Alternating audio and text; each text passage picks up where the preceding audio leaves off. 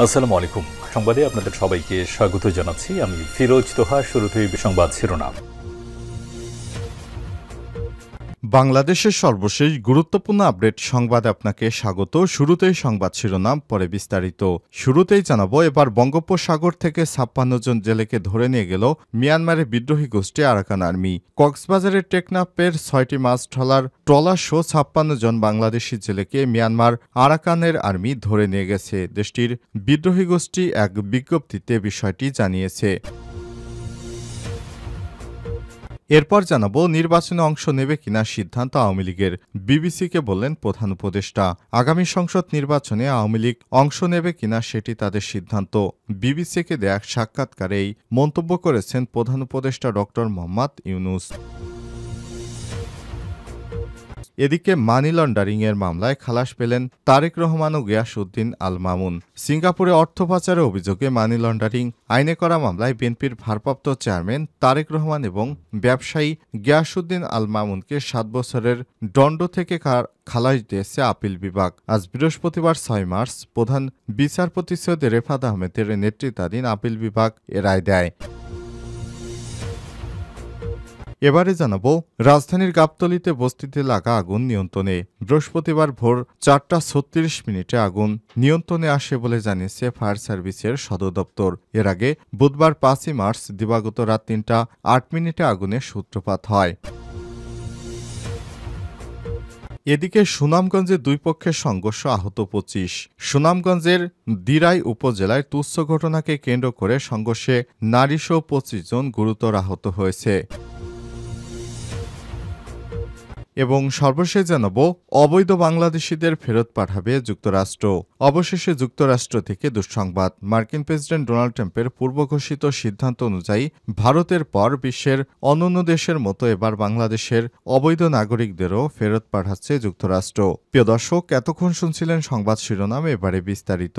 তবে তার আগে বন্ধুরা, অনুরোধ থাকবে সংবাদটিতে একটি লাইক দিন।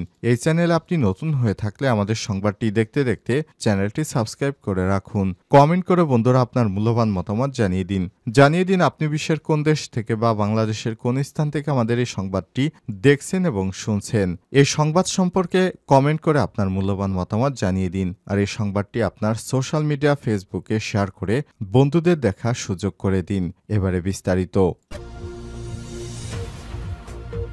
এবার বঙ্গোপসাগর থেকে ৫৬ জন জেলেকে ধরে নিয়ে গেল আরাকান আর্মি। কক্সবাজারের টেকনাফে ৬টি মাছ ধরা ট্রলারসহ ৫৬ জন বাংলাদেশি জেলেকে মিয়ানমারে ধরে নিয়ে গেছে দেশটির বিদ্রোহী গোষ্ঠী আরাকান আর্মি। স্থানীয়রা জানায়, বুধবার দুপুরে সেন্ট মার্টিনে দক্ষিণ বঙ্গোপসাগরে মাছ শিকারের সময় অস্ত্রের মুখে আরাকান আর্মি ট্রলারগুলো নিয়ে যায়। ট্রলারগুলো এখনও ছেড়ে দেওয়া হয়নি। ট্রলারে থাকা জেলেরা শাহপরীর দ্বীপ এবং আশপাশের এলাকার বাসিন্দা। বিষয়টি নিশ্চিত করেছেন টেকনাফ উপজেলা নির্বাহী কর্মকর্তা শেখ এহসান উদ্দিন। তিনি জানান, মিয়ানমারের ৬টি ট্রলারসহ ৫৬ জন জেলেকে ধরে নিয়ে গেছে। এখন পর্যন্ত তিনি বিভিন্ন মাধ্যমে জানতে পেরেছেন তারা আরাকান আর্মি জিম্মায় রয়েছে। তাদেরকে ফেরত আনতে কাজ চলছে বলেও জানান ইউএনও।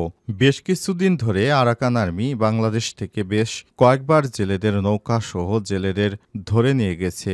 গোপন সূত্র থেকে জানা গেছে যে আরাকান আর্মি বাংলাদেশের চট্টগ্রাম পার্বত্য অঞ্চলকে টার্গেট করে এ ধরনের সহিংসতা চালাচ্ছে।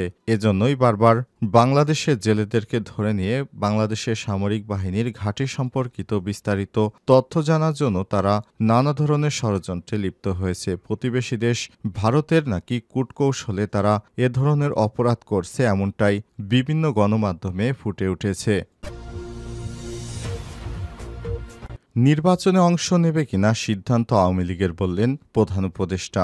আগামী সংসদ নির্বাচনে আওয়ামী লীগ অংশ নেবে কিনা সেটি তাদের সিদ্ধান্ত। বিবিসিকে দেয়া সাক্ষাৎকারেই মন্তব্য করেছেন প্রধান উপদেষ্টা ড. মোহাম্মদ ইউনূস। বিবিসির সাংবাদিক সামিয়া হোসাইনের নেয়া সাক্ষাৎকারে আওয়ামী লীগের আগামী জাতীয় নির্বাচনে অংশগ্রহণের বিষয়টি নিয়ে প্রধান উপদেষ্টা বলেন, তারা আওয়ামী লীগ সিদ্ধান্ত নেবে তারা নির্বাচনে অংশগ্রহণ করবে কিনা। আমি তো তাদের হয়ে এই সিদ্ধান্ত নিতে পারি না। নির্বাচনে কে অংশ নেবে কে নিবে না তা নির্বাচন কমিশনই ঠিক করবে। তিনি জানান, প্রত্যাশা অনুযায়ী সংস্কার দ্রুত হলে নির্বাচন হবে ডিসেম্বরে, আর সংস্কার বেশি দরকার হলে নির্বাচন হতে আরও কয়েক মাস লাগতে পারে। বর্তমান অর্থনীতি, শান্তি এবং শৃঙ্খলা বজায় রাখা সরকারের কাছে গুরুত্বপূর্ণ বিষয় উল্লেখ করে প্রধান উপদেষ্টা বলেন, সম্পূর্ণ একটি বিশৃঙ্খল পরিস্থিতিতে আমাদের দায়িত্ব নিতে হয়েছে। আইন শৃঙ্খলা পরিস্থিতি গেল বছরের একই সময়ের সঙ্গে তুলনা করলে পরিস্থিতি ঠিক আছে বলে মত দেন প্রধান উপদেষ্টা। এদিন ডক্টর মোহাম্মদ ইউনূসের নেতৃত্বে আওয়ামী লীগের নেতাকর্মীদের নিরাপত্তা নিয়ে প্রশ্ন উঠেছে। ফেব্রুয়ারিতে শেখ হাসিনার এক ইউটিউব ভাষণের ঘোষণার পর আওয়ামী লীগের একাধিক নেতার বাড়িতে হামলা হয়। এমনকি শেখ হাসিনার পিতা শেখ মুজিবুর রহমানের বাড়িতেও হামলা ও ভাঙচুর, অগ্নিসংযোগের শিকার হতে হয়। সামাজিক যোগাযোগ মাধ্যমে শেয়ার করা এক পোস্টে আওয়ামী লীগের অভিযোগ রয়েছে, অন্তর্বর্তীকালীন সরকার এই সহিংসতাকে ন্যায়সঙ্গত বলে উপস্থাপন করেছে।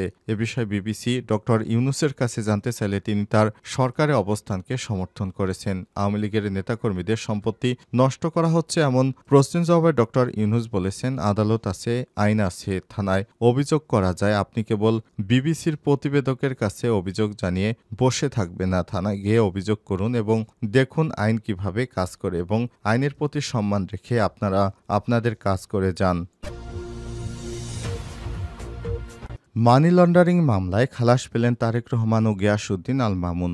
সিঙ্গাপুরে অর্থ পাচারের অভিযোগে মানি লন্ডারিং আইনে করা মামলায় বিএনপির ভারপ্রাপ্ত চেয়ারম্যান তারেক রহমান ও ব্যবসায়ী গিয়াসউদ্দিন আল মামুনকে 7 বছরের কারাদণ্ড থেকে খালাস দিয়েছে আপিল বিভাগ। বৃহস্পতিবার 6 মার্চ প্রধান বিচারপতি সৈয়দ রেফাত আহমেদের নেতৃত্বাধীন সুপ্রিম কোর্টের আপিল বিভাগের বেঞ্চ এ রায় ঘোষণা করেন। এর আগে গত মঙ্গলবার 4 মার্চ আপিলের উপর শুনানি শেষে প্রধান বিচারপতি সৈয়দ রেফাত আহমেদের নেতৃত্বাধীন আপিল বিভাগের বেঞ্চ রায়ের জন্য আজকের দিন ধার্য করেছে। গত বছরের 10 ডিসেম্বর এ মামলায় মামুনের আবেদনের পরিপ্রেক্ষিতে আপিলের অনুমতি দিয়েছিল সুপ্রিম কোর্টের আপিল বিভাগ। একই সঙ্গে দণ্ড স্থগিত করা হয়। পরে মামুন ও তারেক রহমান আপিল করেন। 2009 সালের 26 অক্টোবর রাজধানীর ক্যান্টনমেন্ট থানায় এই মামলাটি করে দুদকের পর 2010 সালের 6 জুলাই তারেক রহমান ও গিয়াসউদ্দিন আল মামুনকে অভিযুক্ত করে আদালতে অভিযোগ চার্জশিট দাখিল করা হয়। 2011 সালের 8 অগস্ট এ মামলায় তাদের বিরুদ্ধে অভিযোগ চার্জ গঠন করে আদালত। মামলাটি 13 জন সাক্ষীর সাক্ষ্য গ্রহণ করা হয়, যাদের মধ্যে চার্জশিটের বাইরে সাক্ষী হিসেবে ছিলেন মার্কিন গোয়েন্দা সংস্থা ফেডারেল ব্যুরো অব ইনভেস্টিগেশন পিবিআইয়ের এজেন্ট ডেবরা লেপ্রোভেট। মামলার অভিযোগে বলা হয়েছে, টঙ্গীতে প্রস্তাবিত 80 মেগাওয়াট বিদ্যুৎ কেন্দ্র স্থাপনের কাজ পায় দেওয়ার জন্য নির্মাণ construction company limited chairman Khadija ইসলামের কাছ থেকে গিয়াসউদ্দিন আল মামুন 20,41,25,843 টাকা নেন। সিঙ্গাপুরে এই টাকা লেনদেন হয়। এরপর মামুন ওই অর্থ সিঙ্গাপুরের ক্যাপিটাল স্ট্রিটের সিটি ব্যাংক এনএতে তার নামের ব্যাংক হিসাবে জমা করেন। এই টাকার মধ্যে তারেক রহমানের 3,78,00,000 টাকা খরচ করেন। গাবতলীতে বস্তিতে লাগা আগুন নিয়ন্ত্রণে। বৃহস্পতিবার ভোর 6টা 36 আগুন নিয়ন্ত্রণে আসে বলে জানিয়েছে ফায়ার সার্ভিস সদর দপ্তর। এর আগে বুধবার 5 মার্চ দিবাগত রাত 3টা 8 আগুনের সূত্রপাত হয়। রাজধানীর গাবতলী ইউরোপিয়ান ইউনিভার্সিটির সামনে শাহী মসজিদ বস্তিতে লাগা আগুন নিয়ন্ত্রণে এসেছে। আজ বৃহস্পতিবার ভোর 4টা 36 আগুন নিয়ন্ত্রণে আসে বলে জানিয়েছে ফায়ার সার্ভিসের দপ্তর। এর আগে বুধবার 5 মার্চ দিবাগত রাত 3টা 8 আগুনের সূত্রপাত হয়। ফায়ার সার্ভিসের উপপরিচালক সালেউদ্দিন আগুন নিয়ন্ত্রণের বিষয়টি নিশ্চিত করে জানান, 8টি ইউনিটের চেষ্টায় ভোর 4টা 36 আগুন নিয়ন্ত্রণে আনতে সক্ষম হন তারা। তবে আগুন লাগার কারণ, ক্ষয়ক্ষতি ও হতাহতের বিষয় কিছু জানাতে পারেনি ফায়ার সার্ভিস। শেখ হাসিনা পালিয়ে যাওয়ার পর সারা দেশে অনেক জায়গায় অগ্নিসংযোগ হচ্ছে। এরই ধারাবাহিকতায় বৃহস্পতিবার ভোর 4টা 36 আগুন নিয়ন্ত্রণে আনতে সক্ষম হয় ফায়ার সার্ভিস। আগুন লাগে মধ্যরাতে। এর আগে বৃহস্পতিবার 5 মার্চ রাত 3টা 8 আগুনের সূত্রপাত হয় বলে স্থানীয়রা জানিয়েছে।